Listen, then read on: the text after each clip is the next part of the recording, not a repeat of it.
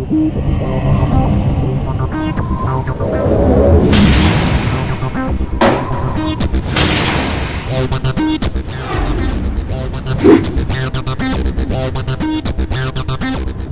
este video no pretendo abordar la apuesta de Pascal, lo haré en otro video.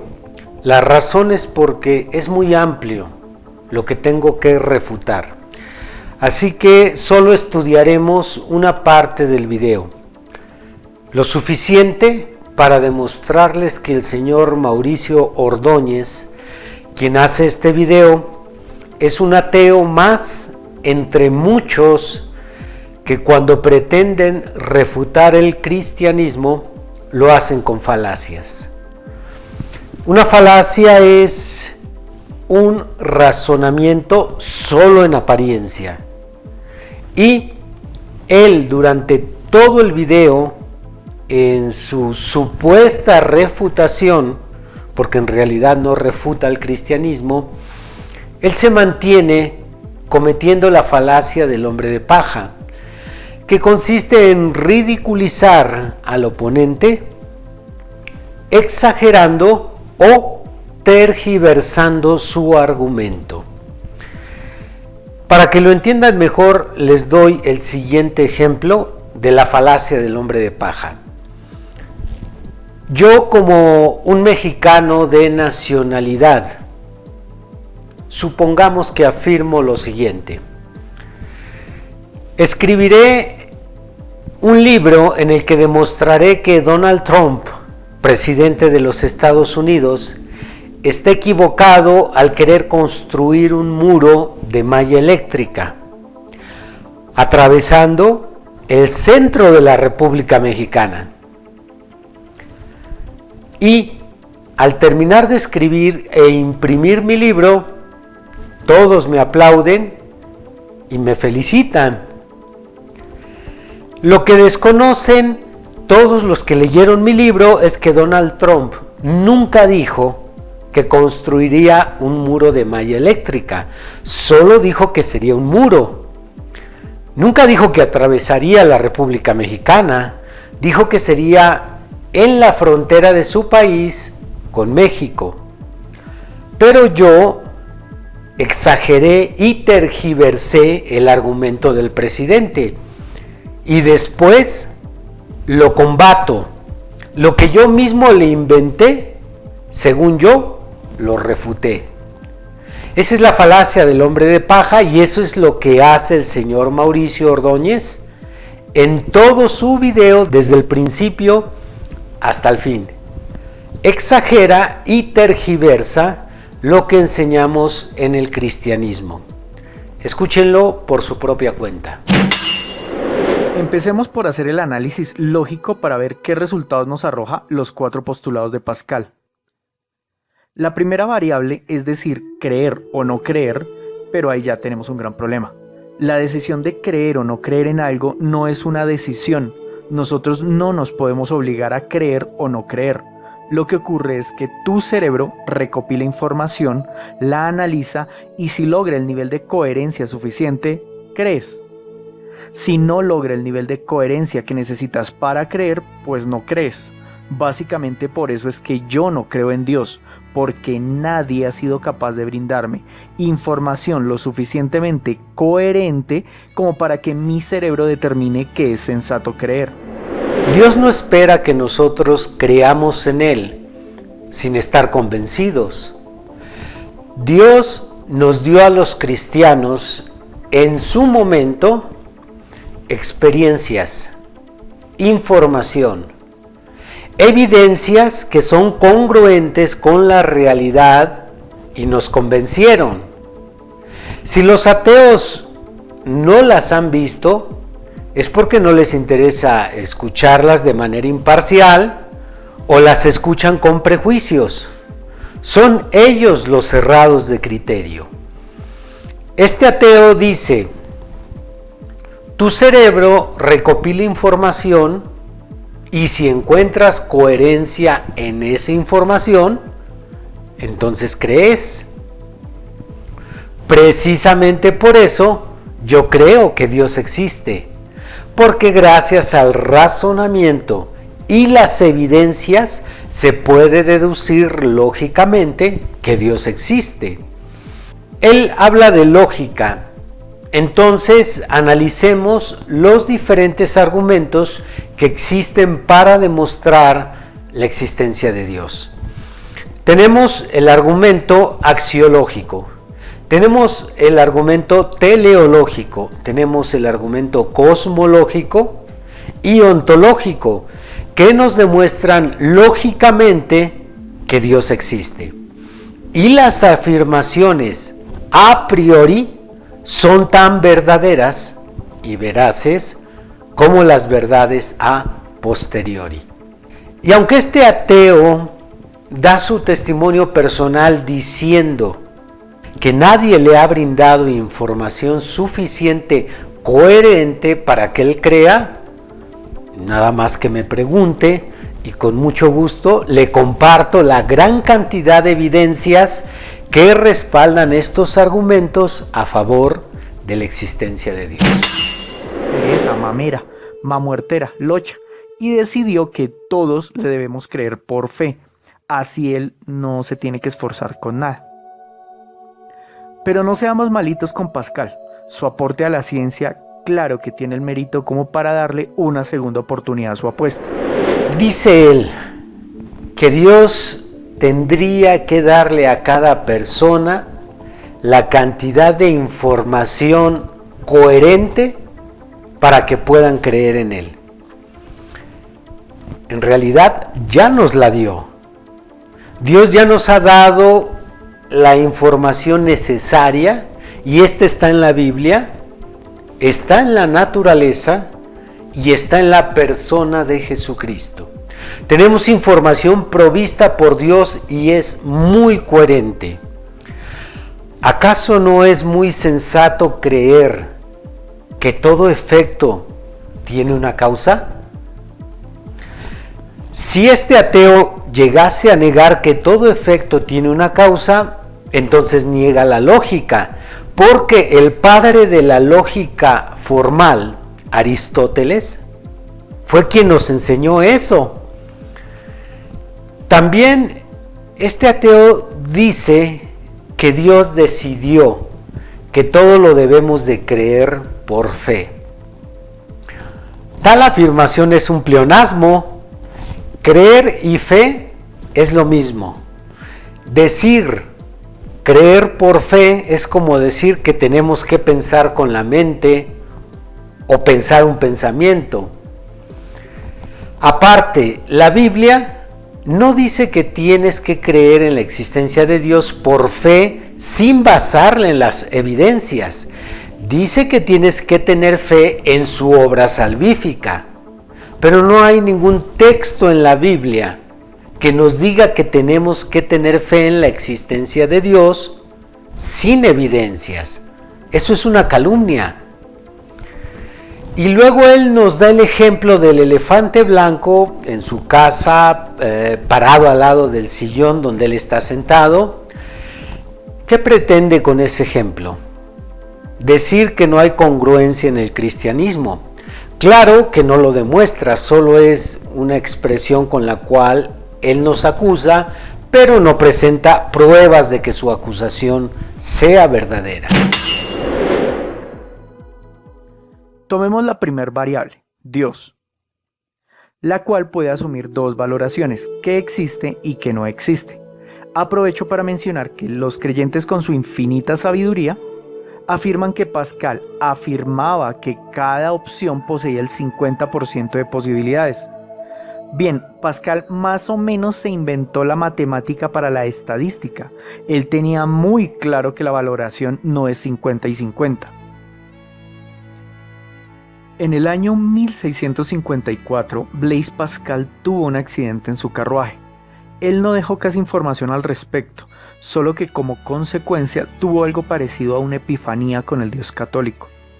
No menciona cómo lo obtuvo, pero desde ese momento también trabajó en el campo de la teología, motivo por el cual es mencionado como ejemplo por parte de los creyentes porque ellos asumen que siendo un científico versado en su época, su creencia le da validez al mito de Dios.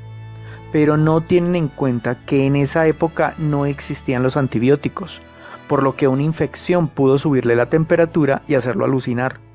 O en su trabajo como físico de fluidos, inhaló algún gas que también lo hizo alucinar. O consumió algún alimento en estado de descomposición y más alucinaciones. O como sabemos, venía con una crisis depresiva constante y su inconsciente lo quiso sacar de allí. Si hoy Pascal viviera, no creo que fuese católico, pero eso es algo que no podremos comprobar. Retomando la primer variable, Pascal ubicó allí al único Dios al que pudo conocer por falta de acceso a otras religiones, pero nosotros ahora tenemos acceso a más de 5.000 dioses. ¿Cómo descartar los otros 4.999? Pues la verdad, yo no lo sé. Así que para mí no son 4 postulados, en realidad son 5.001 postulados, de los cuales uno nos conduce al cielo, 4.999 nos conducirán al infierno y uno no sucede nada. Creo que es buen momento para valorar el costo real de creer o no creer en Dios, dato que necesitamos para poder definir si vale la pena jugar la apuesta de 1 contra 5.000. A primera vista, el costo de creer no parece muy alto. Un poco de dinero en los diezmos, dinero que otros se gastan en cigarrillos, drogas y otras cosas no muy útiles. También tiene un costo de tiempo, pero muchos desperdician ese mismo tiempo no haciendo nada fructífero. ¿Pero realmente solo ese es el costo? Estuve pensando por un momento y se me ocurrió, ¿qué hubiese sucedido si Albert Einstein hubiese hecho la apuesta a favor de Dios, prefiriendo asistir a una iglesia, sinagoga o mezquita en vez de pasarlo escribiendo sus fórmulas? Hoy no tendríamos GPS, celulares, aceleradores de partículas, televisión satelital, vehículos autónomos, no tendríamos computadoras cuánticas y un montón de cosas más. ¿Y qué hubiese sucedido si Alexander Fleming, descubridor de la penicilina, hubiese hecho la apuesta a favor de Dios? No tendríamos antibióticos. Solo intenten imaginar cómo sería su vida si no existieran los antibióticos. Muchos incluso estaríamos muertos. Si todos los grandes pensadores hubiesen hecho la apuesta a favor de Dios, seguramente la revolución industrial nunca hubiese ocurrido y aún seguiríamos sumergidos en el oscurantismo. Así que el costo real de que alguien haga la apuesta a favor de Dios no lo podemos calcular porque no podemos saber qué hubiese hecho si no estuviese la excusa de la religión. Como vamos, estamos en que la apuesta es una elección que te ofrece el cielo contra 4.999 oportunidades de ganarte el infierno. Eso implica el 0,0002% de atinar en tu elección. Al costo de perder la cura contra el cáncer, la exploración espacial, las supercomputadoras y toda la demás tecnología, medicina, ciencia, conocimiento, literalmente los pilares de la civilización. Bajo esa opción, yo decido procurar aportar algo real para que nuestra corta estadía en esta realidad sea más justa, más digna. Pero bueno, estamos hablando de Pascal. Considero que se merece una tercera oportunidad. Voy a fingir que sabemos cuál es el Dios correcto. Resulta que sectas del cristianismo hay más de 10.000. Eso pone las oportunidades de atinarle a la correcta de 1 contra 9.999 oportunidades de ganarte el infierno. Pero seguimos hablando de Pascal. Démosle una cuarta oportunidad a su apuesta. Asumamos que todo lo que hay que hacer es seguir su libro sagrado, el cual fue escrito en idiomas que hoy ya no se hablan dentro del contexto cultural de la época. También es de resaltar que son idiomas pobremente estructurados, por lo que no existe una traducción literal fidedigna. En esa época existían palabras que se escribían igual, pero significaban cosas diferentes. Habían sinónimos y antónimos que su uso estaría supeditado al contexto. Como el contexto no lo conocemos, la Biblia que lees en tu idioma tiene errores de traducción sin lugar a duda. La pregunta sería, dentro de las más de 500.000 de palabras con las que cuenta la Biblia, ¿cuántas están equivocadas o mal traducidas? Usemos un número ridículamente pequeño, 10. Vamos a asumir que solo 10 palabras están mal traducidas del original a tu idioma. Y también asumamos que cada palabra solo tiene 2 opciones de traducción. Eso me da un total de 1024 Biblias diferentes. Pregunta: ¿cuál escogerías tú? Si ni siquiera sabes cuáles son las palabras mal traducidas. Como dato curioso, si no fuesen 10, sino 20 las palabras que estuviesen mal traducidas, estaríamos hablando de 512,000 Biblias diferentes. Idiomas pobremente estructurados. La Biblia fue traducida del hebreo al griego en la versión Septuaginta, y casi todo el Nuevo Testamento se escribió en griego. Si el griego es un idioma pobremente estructurado, este ateo tendrá que ir a todas las universidades y hablar con los maestros de filosofía que apoyan su enseñanza en todos los libros escritos en griego. Y tendrá que decirles: no pueden confiar en las obras de Aristóteles, Sócrates, Cicerón, no pueden confiar en las obras del poeta Homero, de Sófocles. Incluso tenemos que desechar el teorema de Pitágoras, porque todo eso está escrito en griego. ¿Se imaginan? Y luego dice que en aquella época en la que se escribió la Biblia, había palabras que se escribían igual, pero significaban cosas diferentes. Probablemente no ha estudiado nada de gramática, ya que eso sucede hasta el día de hoy. Hasta el día de hoy hay palabras que se escriben igual y significan cosas diferentes. Esas palabras se llaman polisémicas. Y esa no es ninguna adversidad para tener una traducción de la Biblia confiable en cuanto a su gramática. También él dice: como el contexto no lo conocemos, claro que lo conocemos. Conocemos el contexto de la época en que se escribió la Biblia, ya que no solo tenemos los 66 libros de la Biblia, tenemos literatura extra bíblica de la época. Puedo citarles libros como La Guerra de las Galias o La Guerra de Julio César. Hay más literatura que corresponde a aquella época en que se estuvieron escribiendo los libros de la Biblia. Y finalmente dice: ¿cuántas palabras pueden estar equivocadas en la traducción de la Biblia? Él da un ejemplo de 10 palabras y según sus cuentas, según sus matemáticas, dice que tendrían que haber alrededor de 1024 Biblias diferentes. En realidad él los está engañando y los está extraviando con sus matemáticas. Este ateo no entiende cómo funciona la traducción. Existe una ciencia llamada crítica textual, y esta ciencia ni siquiera fue diseñada por cristianos. Fue diseñada por personas que no creen en la Biblia como un libro divino. Y esta ciencia de la crítica textual se hace cargo de estudiar y resolver las discrepancias que existen en las palabras, de tal manera que a través de la crítica textual se puede reconstruir el texto original de la Biblia, acercándonos al original en un 98-99%, gracias a la inmensa cantidad de copias de manuscritos que tenemos. En un estudio, en un video más adelante, entraré con mayor profundidad sobre este punto.